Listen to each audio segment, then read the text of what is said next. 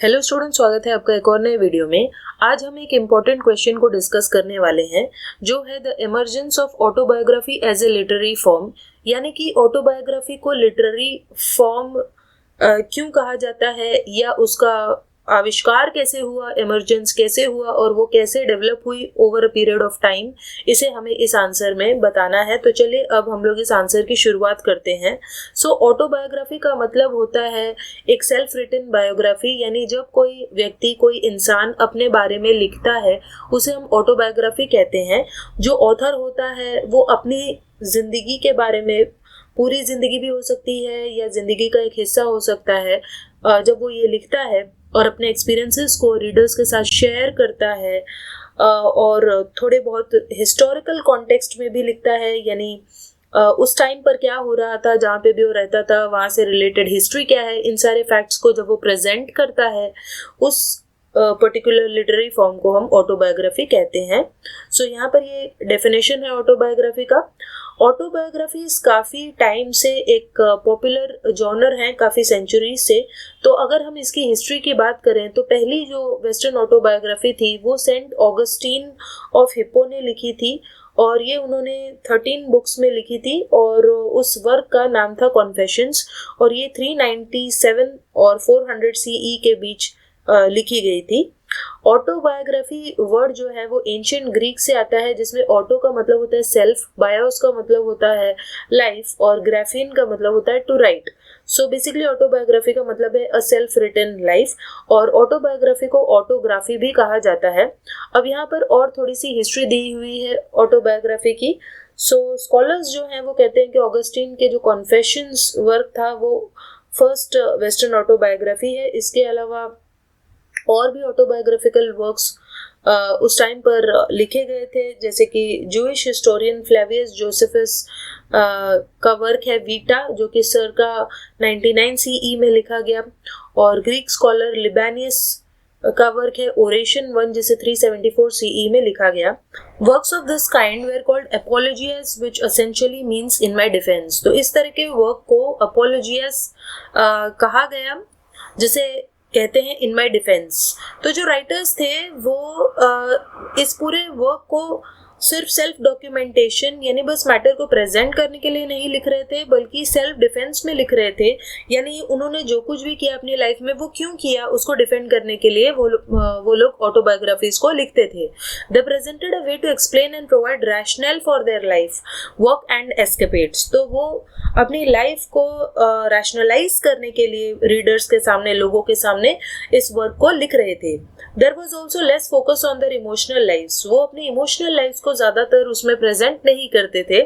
The book of Margery Kempe, written in 1438 by an English Christian mystic, is the earliest known autobiography in English.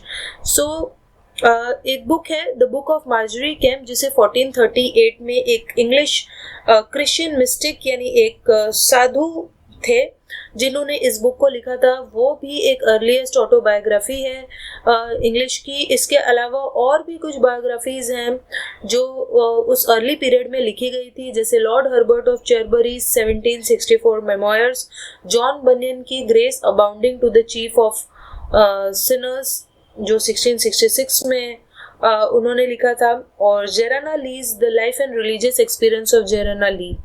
सो ये कुछ earliest autobiographies हैं, और जेराना ली एक African American woman थी। तो ये फर्स्ट ऑटोबायोग्राफी थी एक अफ्रीकन अमेरिकन वुमन द्वारा।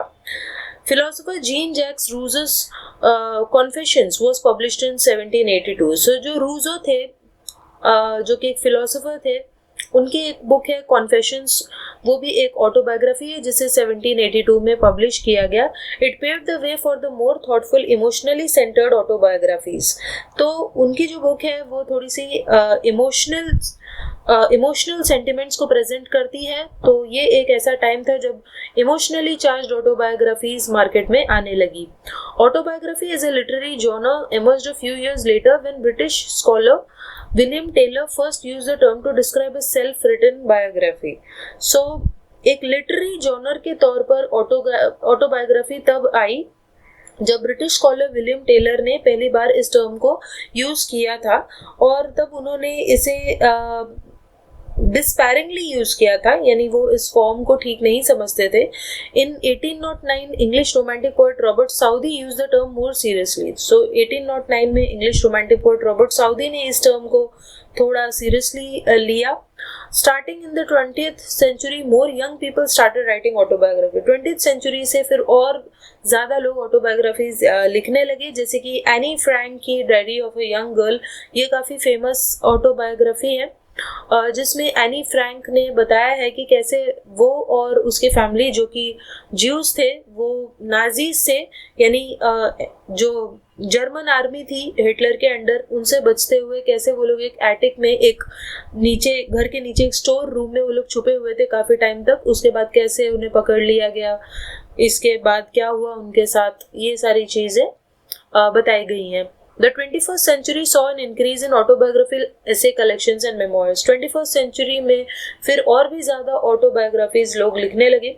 Autobiographies are not immune to controversy. So autobiographies लेकिन कंट्रोवर्सी से जुदा नहीं है, अलग नहीं है, और बहुत बार कंट्रोवर्सीज हो जाती हैं जब कोई ऑटोबायोग्राफी लिखता है, जिसका एक उन्होंने यहाँ पे एग्जांपल दिया है. One notable scandal involve author James फ्रे. तो एक ऑथर है जेम्स फ्रे, उन्होंने लिखा था अ मिलियन लिटिल पीसेस. तो जब उन्होंने इस ऑटोबायोग्राफी को लिखा तो थोड़ी सी कंट्रोवर्सी हो गई थी, और बाद में पता चला था कि उन्होंने उसमें पूरे तरीके से फैक्ट्स प्रेजेंट नहीं किए थे अपने ऑटोबायोग्राफी में. उन्होंने कुछ झूठी चीज़ों को लिख दिया था. बेसिकली उन्होंने कुछ स्टोरी के पार्ट्स को इन्वेंट कर डाला था, और इसलिए यहाँ पर शक होता है कि पता नहीं कितनी चीज़ें जो ऑटोबायोग्राफी में लिखी रहती हैं वो सच्चाई होती हैं, और कितनी सारी चीज़ें बस फिक्शन होती हैं. यानी ऑथर्स बहुत बार कुछ चीज़ों को इन्वेंट करके लिख देते हैं, इमेजिन करके लिख देते हैं, जिसे हम ऑटो फिक्शन कहते हैं. फिक्शनल ऑटोबायोग्राफी, यानी वो है तो ऑटोबायोग्राफी लेकिन वो सच नहीं है, वो फिक्शन है. तो इस तरीके से रीडर्स पता नहीं कितनी हद तक उन ऑटोबायोग्राफीज को सीरियसली ले सकते हैं कि पता नहीं उस बुक में जो लिखा है वो सच है भी या नहीं. सो आई होप आपको ऑटोबायोग्राफीज की काफ़ी इन्फॉर्मेशन मिल गई होगी और आप इसे अपने एग्जाम्स में यूज़ कर पाएंगे. सो चलिए हम मिलते हैं नेक्स्ट वीडियो में, तब तक के लिए बाय.